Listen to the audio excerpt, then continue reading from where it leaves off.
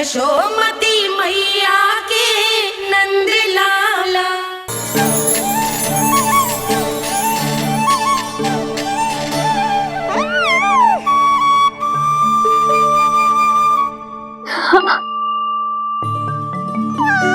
और जो मानवता के शत्रु हैं, उनके जीवन में ये नाम अशांति, असुरक्षा, भय उत्पन्न करेगा।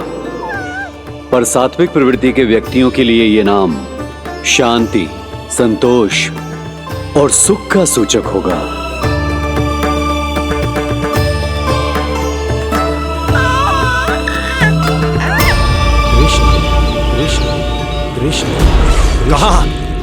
कहां से आ रही है ये ध्वनियां? कहां से आ रही है ये ध्वनियां?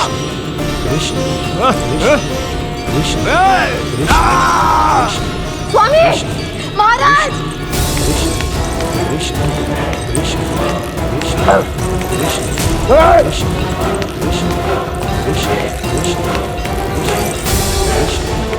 कैसी ध्वनि महाराज?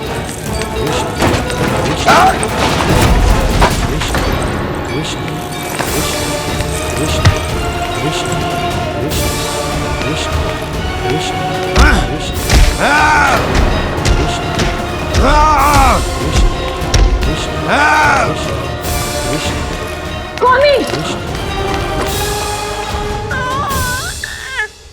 कृष्ण।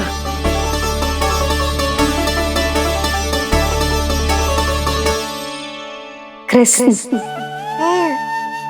जे नाम अनंत काल तक स्मरण किया जाता रहेगा, जय तेरी मैया का आशीर्वाद।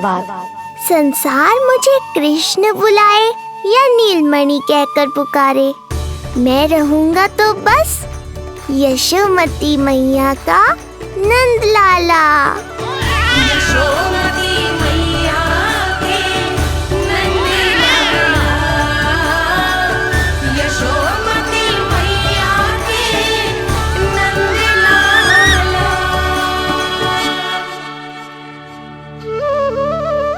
गुरुदेव, आपने मेरे लल्ला को इतना प्यारा नाम दियो है, उसके लिए आपका बहुत बहुत धन्यवाद। एक बार गोपियों को पता चलेगा तो देखना कैसे रटने लगेंगी मेरे लल्ला का नाम। इससे पहले कि आप सब बाहर जाकर किसी और को बताएं, एक कर्मकांड शेष है। नामकरण के बाद पिता को आशीर्वाद के रूप में कुछ न कुछ उपहार बालक को अवश्य देना चाहिए।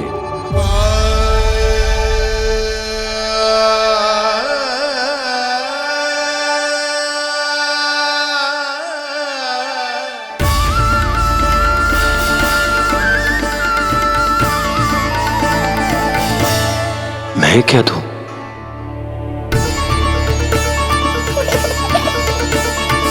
वासुदेव मेरे शिष्य हैं और उनकी अनुपस्थिति में यह दायित्व मैं निभाऊंगा।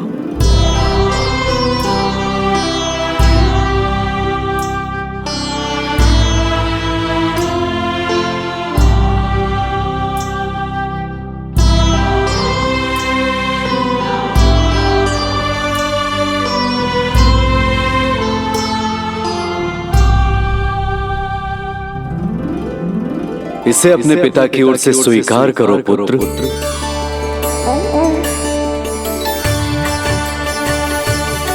कल्याण हो।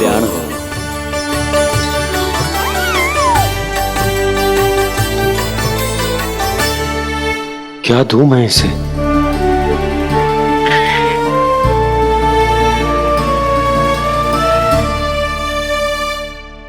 आप सोच क्या रहे हो? आशीर्वाद दो ना अपने कृष्ण को। अच्छा, सोच रहा हूं कि लल्ला को क्या दूं?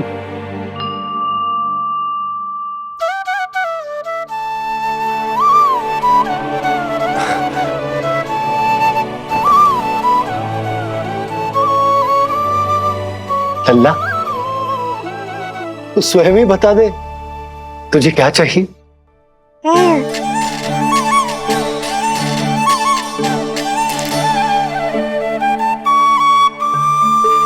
देखो जी, लल्ला ने ही आपकी उलझन समाप्त कर दी।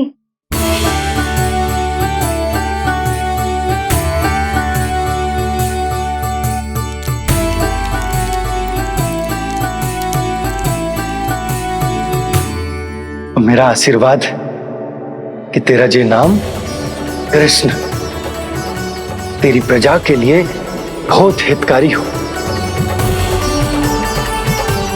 गुरुवर, आप भी इसे आशीर्वाद दें। जिनके आशीर्वाद से ये पूरा संसार संचालित होता है, उन्हें मैं क्या आशीर्वाद दूं?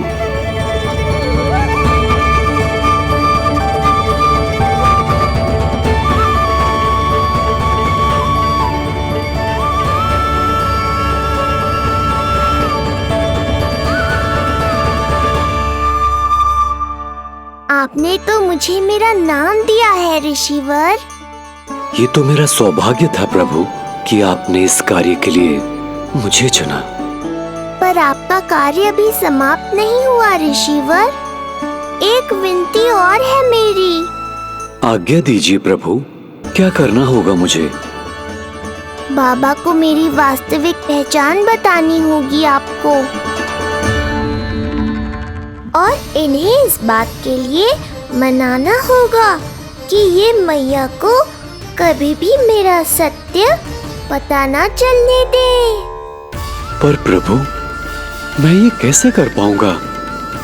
आप ही कर पाएंगे ऋषिवर, क्योंकि अब आप इस कृष्ण अवतार के मुख्य उद्देश्य को जानते हैं। बंद करो, बंद करो ये ध्वनिया। कौन सी ध्वनिया स्वामी? ये ध्वनिया बंद करो, बंद करो। क्या सुनाई दे रहा है आप? ये शब्द तुम्हें कानों में गूंज रहा है। भरत समझिए। रुक जाइए। मुझे मारा।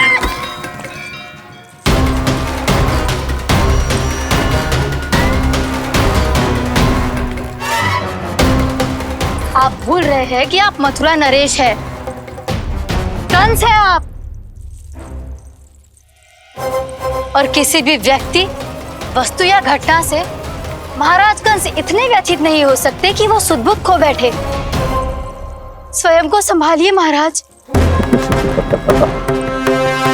बंद हो गई, बंद हो गई, बंद हो गया वो स्वर, बंद हो गई वो ध्वनिया। रापी, यूं मत सोचना कि मैं तुम्हें सुन नहीं रहा था। तुम सत्य कह रही हो। मैं कंस हूं। किसी भी व्यक्ति, वस्तु या घटना से व्यथित नहीं हो सकता। दुर्जन, जी महाराज, इस सिंहासन को पुनः स्थापित करो। यदि कोई भी योग्य इसे स्वयं सिद्ध करने नहीं आता तो मुझे पता है मुझे क्या करना है, कैसे उस दुष्ट बालक का संहार करना है। मैं भली भांति जानता हूं। ये दायित्व आपको ही निभाना होगा ऋषिवर। इससे दो लाभ होंगे। एक तो मेरे बाबा कंस के कारण होने वाली चिंता से मुक्त हो जाएंगे, और आवश्यकता पड़ने पर मेरी पहचान को मैया से सुरक्षित रखने में सहायता भी करेंगे।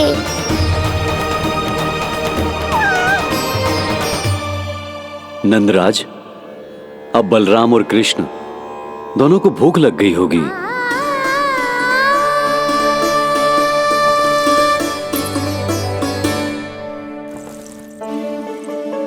प्रणाम गुरुदेव। प्रणाम गुरुदेव।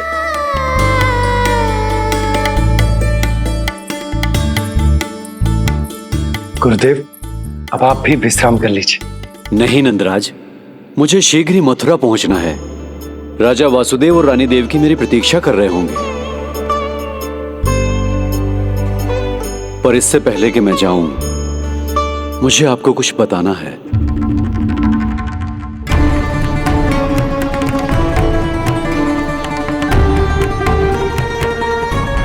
गुरुदेव, आपके ललाट पर बल पड़ गए। सब कुछ ठीक तो है ना?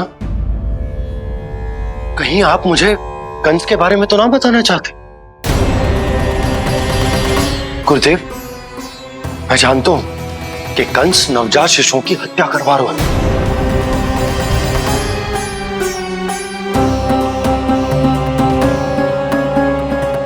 कंस नहीं, कृष्ण के बारे में कुछ कहना है मुझे।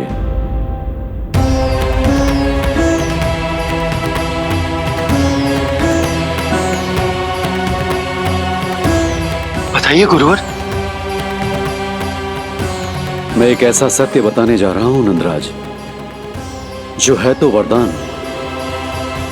पर उसे स्वीकारना आपके लिए बहुत कठिन होगा। गुरुदेव, आप जो कह रहे हैं वो मैं समझ ना पा रहा हूं। बताइए ना।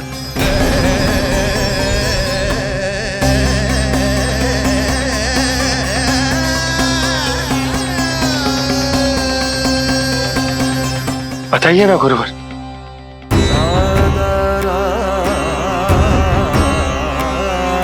सत्य यह है नंदराज, कृष्ण राजा वासुदेव के पुत्र हैं। कृष्ण राजा वासुदेव के पुत्र हैं। कृष्ण राजा वासुदेव के पुत्र हैं।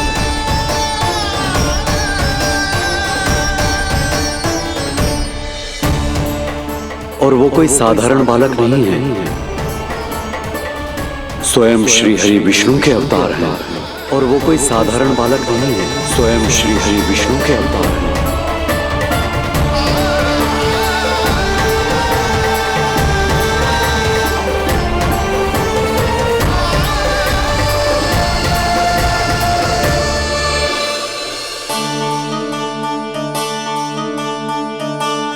कछु विचित्र लग रहा है। कौन हो तुम? मैं हूं श्री विष्णु का अवतार। ये कैसे संभव है गुरुदेव? वो तो नन्हा सा बालक।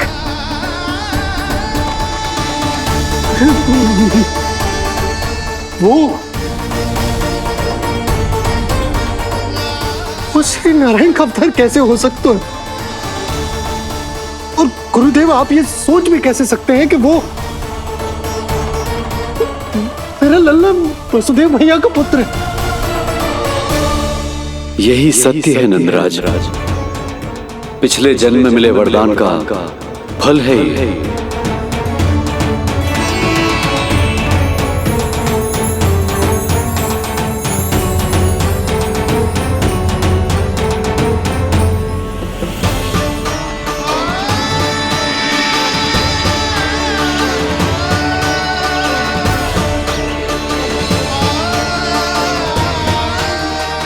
मैं आपकी संतान के रूप में अवश्य आऊंगा, किंतु उसके लिए आपको मेरे अगले अवतार के बाद एक और अवतार की प्रतीक्षा करनी होगी,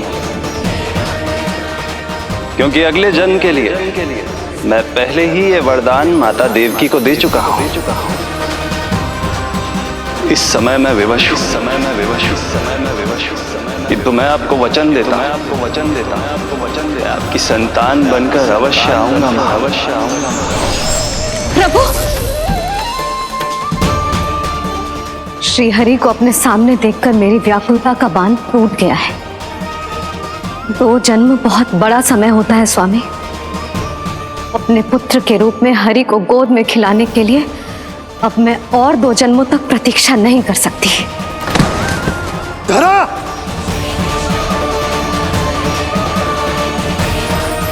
माता देवकी को मैं पहले ही वचन दे चुका हूं, इसलिए विधि के विधान के अनुसार मुझे उन्हीं का पुत्र बनकर जन्म लेना होगा।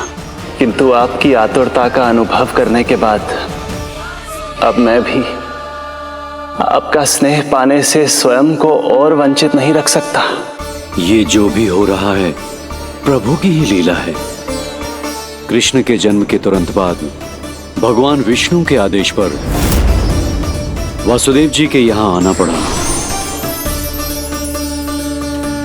और आपकी और रानी यशोदा की पुत्री को अपने पुत्र के साथ बदलना पड़ा। और इस तरह कृष्ण आपके और रानी यशोदा के पुत्र बन गए।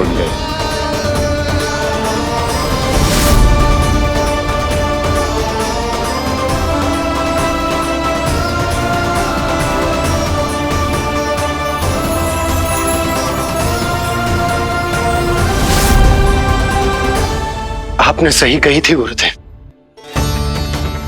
कि सुनने में तो वरदान ही लगता, पर इसे स्वीकार करना होता ही कठिन। जब यशोदा को इस बात का पता चलेगा तो उसे कैसा लगेगा? अपने नाम का अर्थ अच्छे से सुनो है ना तूने? उसका हर एक अक्षर भगवान श्री नारायण से संबंधित है, जैसे उन्हीं का स्वरूप है तू। बस मैया, ये सत्य आपसे छुपा रहे, इसी कारण बाबा के लिए ये जानना आवश्यक है। फिर चाहे इसे स्वीकार करना उनके लिए कितना भी कष्टदायक क्यों ना हो। नहीं नंद, ये सत्य उन्हें आप नहीं बताएंगे। स्वयं प्रभु ने मुझसे कहा है, किसी और प्राणी को इसके बारे में भनक तक नहीं लगनी चाहिए, और रानी यशोदा को तो बिल्कुल नहीं।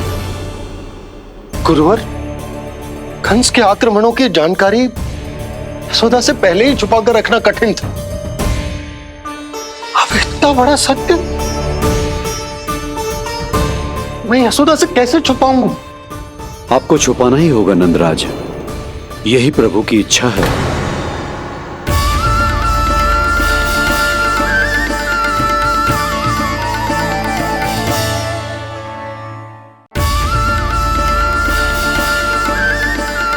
पर क्यों गुरुवर? ताकि नारायण अपनी मैया की ममता का अनुभव कर पाए।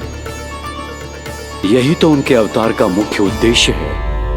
मुख्य उद्देश्य? हाँ नंदराज, नर नारायण के अवतार में अपनी तपस्या करते समय प्रभु ने जो अनुभव किया था, उसके कारण ममता के सुख का अनुभव करने के लिए प्रभु व्याकुल हो उठे थे। ऐसा क्या हुआ था, मुझे भी बताइए। हो सकता है ये बात इस सत्य को स्वीकार करने में मेरी सहायता करे। बहुत समय पहले की बात है। अनेक देवी देवता परम प्रभु विष्णु के पास बैकुंठ गए थे। वहां प्रभु की आंखों में आंसू देखकर वो सभी स्तब्ध रह गए।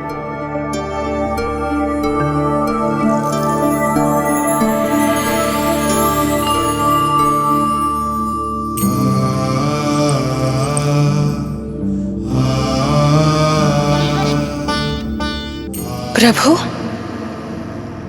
आपकी आंखों में आंसू?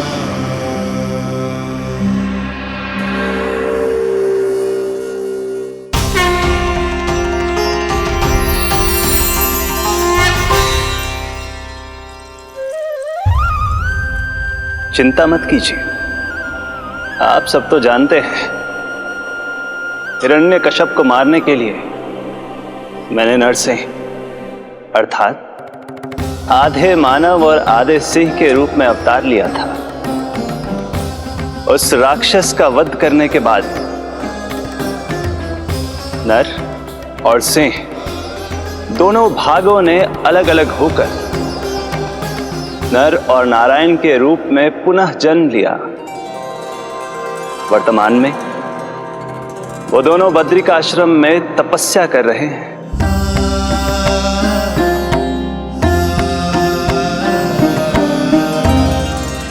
आज उन दोनों ने कुछ ऐसा देखा जिसने मुझे भी भावुक कर दिया।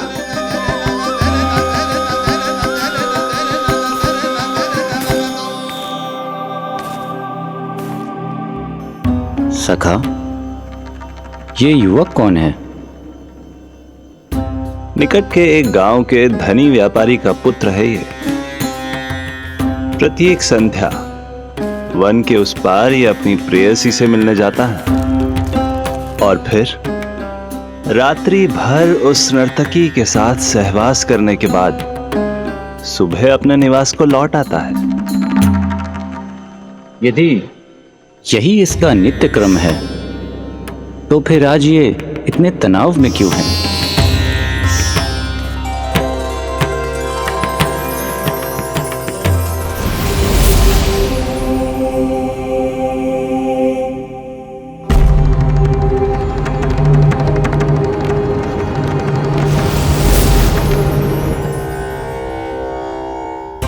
कल रात्रि प्रेम क्रिया के मध्य उस नर्तकी ने इससे पूछा, ये सबसे अधिक प्रेम किससे करता है? जब इसने कहा तुमसे, तो वो बोली, तुम्हें अपने प्रेम को सिद्ध करना होगा। अपनी मां के हृदय को उसके तन से अलग कर मुझे सौंपना होगा। मां का हृदय?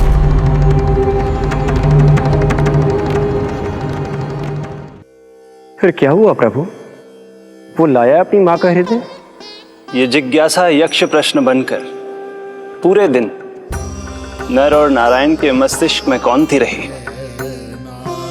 उन्होंने संध्या होने तक वहीं नदी किनारे प्रतीक्षा करने का निर्णय लिया, ताकि वो ये जान सके कि क्या वो युवक अपनी क्रूर प्रेयसी को छोड़ेगा या वासना में अंधा होकर अपनी ही माता की हत्या करने का जघन्य अपराध करेगा। अब उसके वन पार करने का समय बीत चुका है। युवक ने विवेक का परिचय दिया है सखा। हे प्रभु, आपका कोटि कोटि धन्यवाद।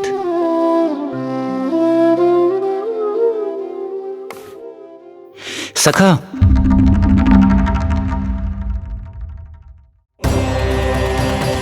सखा मुझे बताओ, जो अकल्पनीय था कहीं वो घट तो नहीं गया?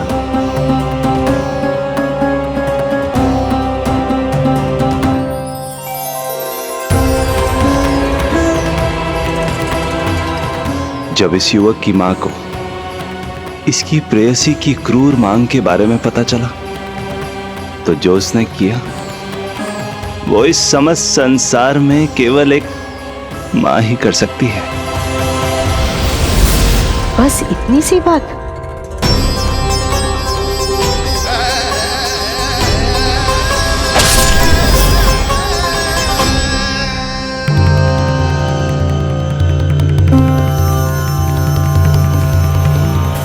संभाल के मेरे बेटे, कहीं चोट ना लग जाए तुझे। संभाल के मेरे बेटे, कहीं चोट ना लग जाए तुझे। संभाल के मेरे बेटे, कहीं चोट ना लग जाए तुझे। ये तो उसकी मां की पुकार है। मां, मैंने क्या कर दिया मां? मां!